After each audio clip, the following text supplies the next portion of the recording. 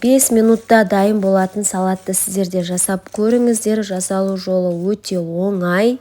Ең алдымен бізге сәбізді және капустаның барлығын сыртын аршып, осылай үкіштен өткізіп аласыздар.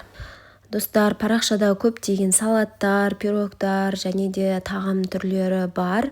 Тіркеліп кетіңіздер, лайк, комментарий қалдыруды ұмытпаймыз. Келесіде бізде капуста, яғни 40 қабат, оны да ұзыншалап турап аласыздар. Және тастай қатты жерлерін алып тастаңыздар. Оны да ұзыншалап турап, сәбізіміздің бетіне салатын боламыз.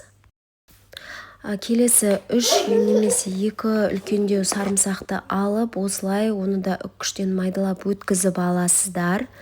Әрі қарай араластырмай-ақ бетіне тұздықтарды салып аламыз.